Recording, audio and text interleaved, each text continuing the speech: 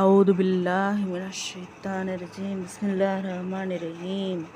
அஸ்ஸலாமு அலைக்கும் வரஹ்மத்துல்லாஹி தஆலா வபரகாத்துஹு. நின்று நிதானித்து கவனமாய் செயல்படவும். அல்ஹம்துலில்லாஹ் அல்ஹம்துலில்லாஹி அலா குல்லி ஹால். அல்லாஹும்ம ஸல்லி வஸல்லி வபாரிக் அலைஹி.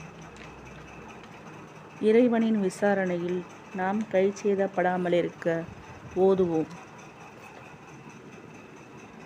கியாமத் நாளில் அல்லாஹு தஆலா எனது உம்மத்திலிருந்து ஒரு மனிதனை தேர்ந்தெடுத்து மக்கள் அனைவருக்கும் முன்னால் நிறுத்துவான்.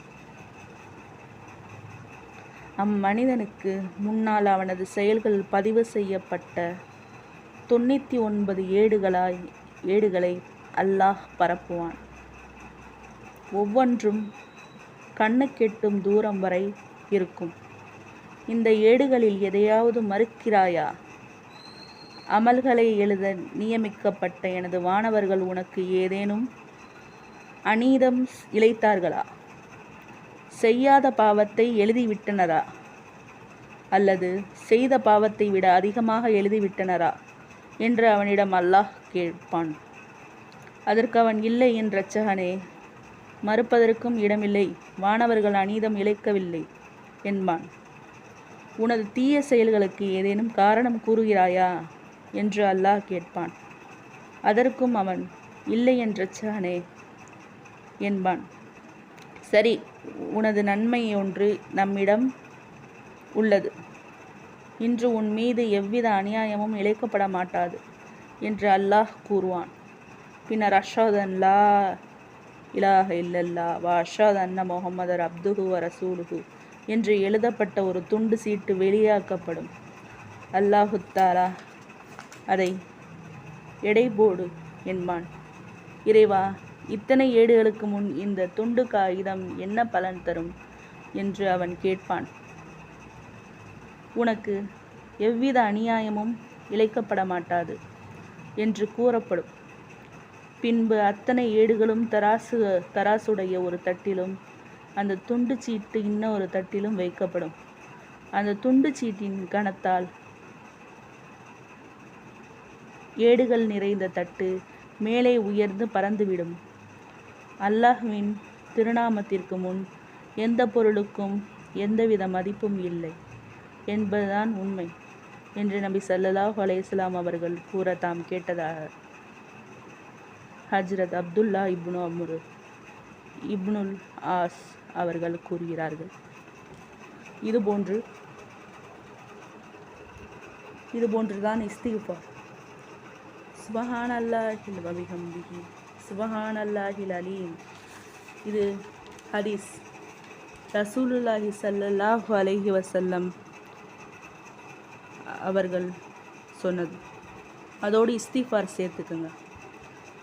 சுப்ஹானல்லாஹில் வ பிஹம்திஹி சுப்ஹானல்லாஹில் அலீம் வ பிஹம்திஹி அஸ்தக்ஃபிருல்லாஹ் என்று ஓதினால் 14 உலகங்களும் கிணக்கும் அளவிற்கு நன்மை தட்டு மீசான் கனத்துவிடும்.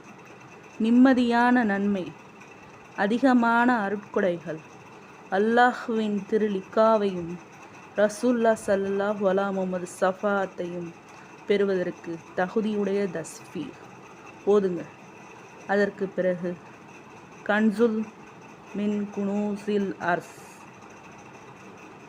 அல்லாஹ் உடைய அர்ஸின் நின்றும் உள்ள கசானாவை அள்ளித் தருகின்ற நன்மை பாவிக்கின்ற லா ஹவுல வலா குவத்த இல்லா பில்லாஹில் அலில் அலீம் அதிகமாக ஓதிக்குங்க.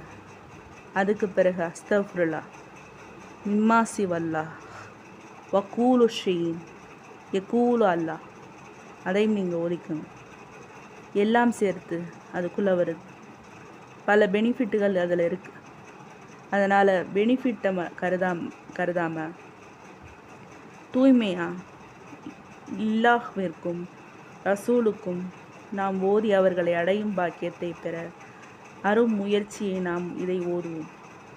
உலகம் ஷைத்தான் பிள்ளை கணவன் மனைவி என்று தடுத்தாலும் கூட அவைகளை ஓரம் கட்டி ஒரு மூட்டையில் வைத்துவிட்டு நாம் இதை அடைந்த பிறகு அவைகளை அவிழ்த்து விடுவோம் இன்ஷா அல்லாஹ். அஸ்ஸலாமு அலைக்கும் வரஹ்மத்துல்லாஹி தஆலா வபரகாத்துஹு. இன்றைய மருத்துவ குறிப்பு: கர்ப்பமாக இருக்கக்கூடிய பெண்களுக்கு அவங்களுக்கு அதிகமாக கொத்தவரக்காய் ஜூஸ் கொடுங்க, அல்லது கொத்தவரக்காயில் அவியல் பண்ணி சாப்பிட்டா இதில் சத்து உண்டு.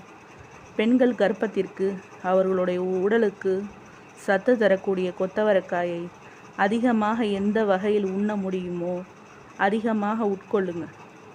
கொத்தவரக்காய், முட்டைக்கோஸ், பீட்ரூட், தரணிப்பூ அதிகமாக மனிதர்களுக்கு சத்து தரக்கூடிய வஸ்துக்கள். இவைகளை அதிகமாக குழந்தைகளுக்கும் கொடுங்க, ஆக்டிவாக இருக்கும். சும்மா மாவு சத்து உள்ள பொருட்களை குழந்தைகளுக்கு அதிகமாக கொடுப்பதை தவிருங்க. இயற்கையாக வாழ்வோம், இயற்கையை மதிப்போம். நம்மை படைத்தவனுக்கு அதிகமாக அனுபவித்து நன்றி செய்வோம் இன்ஷா அல்லாஹ்.